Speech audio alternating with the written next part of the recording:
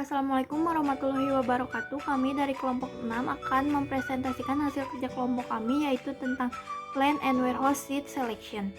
Saya Kawati dengan NIM 078. Di sini saya akan menjelaskan tentang pengertian dari Plant and Warehouse Seed Selection. Menurut Hager and Render, lokasi merupakan pendorong biaya dan pendapatan. Maka lokasi seringkali memiliki kekuasaan untuk membuat strategi bisnis perusahaan. Lokasi yang strategis bertujuan untuk memaksimalkan keuntungan bagi perusahaan. Selanjutnya ada pengertian dari warehouse sendiri, yaitu merupakan tempat penyimpanan barang, baik bahan baku yang akan digunakan dalam proses manufaktur maupun barang jadi yang siap dikirimkan kepada konsumen. Selanjutnya ada faktor-faktor yang mempengaruhi pemilihan lokasi pabrik. Faktor ini dibedakan menjadi dua, yaitu faktor primer dan sekunder. Faktor primer sendiri merupakan faktor yang harus dipenuhi, dan jika tidak dipenuhi maka operasi tidak akan dapat dijalankan. Kemudian ada faktor sekunder. Faktor sekunder ini merupakan faktor pendukung yang apabila tidak ada tidak akan menghambat, tetapi akan diperlukan biaya lebih untuk melakukan operasi. Selanjutnya ada contoh faktor-faktor yang mempengaruhi pemilihan lokasi pabrik. Yang pertama yaitu ada letak konsumen, kemudian letak sumber bahan baku, letak sumber tenaga kerja, air, suhu udara, listrik, transportasi, lingkungan, pembuangan limbah industri, fasilitas pabrik, dan fasilitas untuk karyawan. Semua faktor itu penting bagi pabrik karena dapat mempermudah proses operasi pabrik itu sendiri. Assalamualaikum warahmatullahi wabarakatuh. Nama saya Citra Yutami dengan NIM 091. Di sini saya akan menjelaskan tentang metode-metode penentuan lokasi pabrik. Yang pertama ada load distance, menggunakan pendekatan matematik dalam menentukan lokasi yang didasarkan pada pengukuran jarak. Yang kedua ada metode break even, dapat membantu perusahaan dalam menentukan lokasi fasilitas logistik dari berbagai alternatif yang diusulkan. Analisis break even dapat digunakan untuk mengevaluasi setiap lokasi site yang diusulkan dari perhitungan Euclidean distance. Yang ketiga ada metode beban skor, adalah penentuan lokasi pabrik secara kualitatif. Metode ini sangat mudah digunakan tetapi penilaiannya sangat subjektif sehingga jarang digunakan. Yang keempat ada metode perbandingan biaya, dilakukan dengan membandingkan total biaya masing-masing alternatif lokasi. Yang kelima ada metode transportasi, merupakan suatu metode yang digunakan untuk mengatur distribusi dari sumber-sumber yang menyediakan produk yang sama ke tempat-tempat yang membutuhkan secara optimal. Yang keenam ada dalam metode center of gravity, akan dicari koordinat X dan Y dari lokasi pabrik atau perusahaan yang direncanakan dengan menggunakan rata-rata hitung. Koordinat X sebesar rata-rata tertimbang dari koordinat X semua titik. Timbangan menggunakan load atau beban kerja masing-masing tempat pabrik atau perusahaan. Nah, di sini ada analisis jurnal utama. Yang pertama ada fenomena masalah.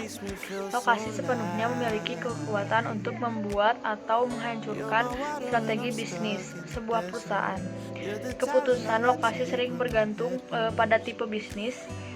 Untuk keputusan lokasi industri, strategi yang digunakan biasanya adalah strategi untuk meminimalkan biaya. Sedangkan untuk bisnis eceran dan jasa profesional, strategi yang digunakan terfokus pada memaksimalkan pendapatan. Apabila tepat dalam menentukan lokasi usaha, tentu hal tersebut akan memberikan dampak positif bagi usaha itu sendiri, seperti meningkatkan pendapat usaha dan sebagainya. Namun, jika salah satu dalam menentukan lokasi usaha, hal tersebut justru akan memberikan dampak yang negatif seperti rendahnya daya jual produk, menurunnya pendapatan usaha. Bahkan yang lebih parah, usaha tersebut bisa mengalami kegagalan. Maka dari itu kita harus memperhatikan yang kedua ada tujuan. Yang pertama ada untuk menganalisis pengaruh faktor kedekatan dengan infrastruktur terhadap kesuksesan usaha.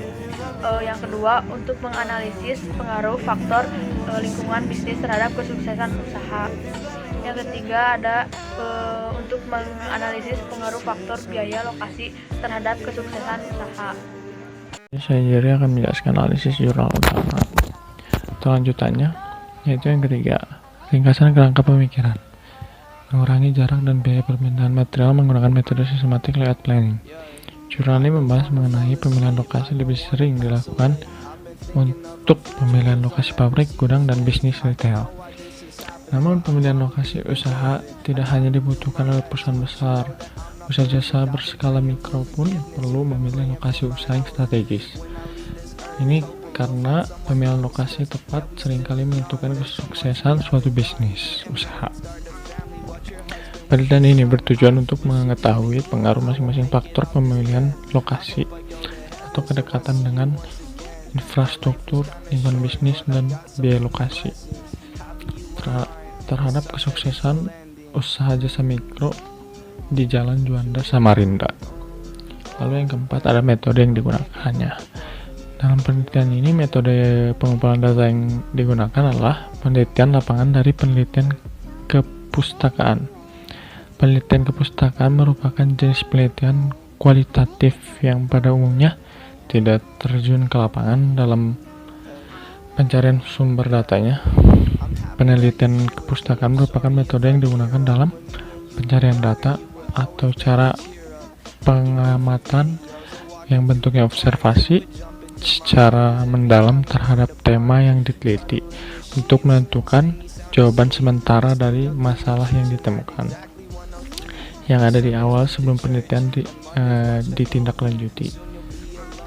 Lalu dengan kata lain, penelitian kepustakaan merupakan metode dalam pencarian, pengumpulan, dan menganalisis sumber data untuk diolah dan disajikan dalam bentuk laporan penelitian kepustakaan. Yang kelima ada sampel dan populasi. Jumlah populasi dalam penelitiannya adalah 50 usaha jasa berskala mikro yang berada di Jalan Insinyur H. Juanda, Samarinda. Dalam penelitian ini sampel diambil secara sensus, yakni keseluruhan populasi yaitu 50 usaha jasa berskala mikro yang berada di Jalan Insinyur H. Juanda, Samarinda. Assalamualaikum warahmatullahi wabarakatuh. Nama saya Rizky Wijatmoko dengan NIM 090. Saya di sini akan menjelaskan analisis jurnal utama lanjutan 6 pembahasan dan diskusi dari jurnal. Dengan memperhatikan hasil analisis dan pembahasan yang dilakukan sebelumnya, maka dapat ditarik beberapa kesimpulan sebagai berikut. Yang satu, variabel kedekatan dengan infrastruktur berpengaruh positif dan signifikan terhadap kesuksesan usaha, yang berarti bahwa hipotesis 1 yang menyatakan bahwa faktor kedekatan dengan infrastruktur berpengaruh positif dan signifikan terhadap kesuksesan usaha pada penelitian ini diterima. 2. Variabel lingkungan bisnis berpengaruh positif dan signifikan terhadap kesuksesan usaha, yang berarti bahwa hipotesis 2 yang menyatakan bahwa faktor lingkungan bisnis berpengaruh positif dan signifikan terhadap kesuksesan usaha pada penelitian ini diterima. Yang ketiga, variabel biaya lokasi secara parsial berpengaruh positif dan signifikan terhadap kesuksesan usaha, yang berarti hipotesis 3 yang menyatakan bahwa faktor biaya lokasi berpengaruh positif dan signifikan terhadap kesuksesan usaha pada penelitian ini diterima. Berdasarkan hasil pengolahan data dan hasil analisis, maka kesimpulan dari jurnal ini yaitu yang pertama, dengan adanya sistem e-procurement ini perusahaan dan supplier menjadi satu kesatuan e-procurement, mengintegrasikan antara perusahaan dan supplier sehingga proses pengadaan bahan baku atau material menjadi lebih efisien dan efektif. Yang kedua ada sistem Yang kedua, sistem procurement ini diharapkan mampu membantu perusahaan dalam pengawasan bahan baku atau material, sehingga persediaan bahan baku atau material tetap terjaga. Yang ketiga, dengan adanya sistem procurement ini tidak ada lagi keterlambatan informasi dalam pengadaan barang dan jasa. Sekian dan terima kasih. Assalamualaikum warahmatullahi wabarakatuh. Perkenalkan, nama saya Kansa Salsabila Sari dengan NIM 088. Saya akan meneruskan penjelasan tentang persamaan dan perbedaan jurnal-jurnal yang pertama ada persamaan. Penelitian jurnal utama dan jurnal pembanding bertujuan untuk mendapatkan lokasi usaha atau pabrik yang strategis agar memberikan dampak yang baik untuk perusahaan seperti menambah pendapatan perusahaan, menambah konsumen dan sebagainya. Lalu yang selanjutnya ada perbedaan. Jurnal pendukung 1 yaitu jurnal utama menggunakan penelitian lapangan dan penelitian kepustakaan, sedangkan jurnal pembanding menggunakan metode keputusan kuantitatif. Jurnal pendukung kedua dalam penelitian ini menggunakan pendekatan Medicite, Chemic, Median Indicatoren, Concordance atau Chemira-M. Lalu yang jurnal pendukung ketiga dalam jurnal pembanding ini tidak menggunakan uji linearitas. Lalu yang selanjutnya ada jurnal pendukung keempat. Jurnal pembanding menggunakan metode penelitian kualitatif.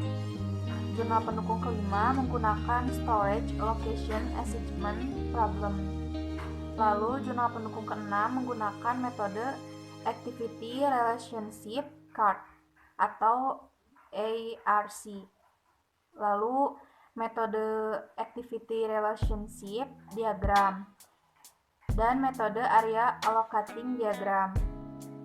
Lalu jurnal pendukung ketujuh melakukan observasi langsung, wawancara, dan memberikan kuesioner kepada pemilik usaha jasa mikro. Jurnal pendukung ke-8 jurnal pembanding hanya menggunakan wawancara saja. Lalu yang jurnal pendukung ke-9 menganalisis dan desain sistem inventaris gudang untuk membantu pengelolaan barang dan inventaris. Lalu jurnal pendukung ke-10 ada pada jurnal pendukung menggunakan metode SIG dan menggunakan tata letak. Lalu ada jurnal pendukung ke-11.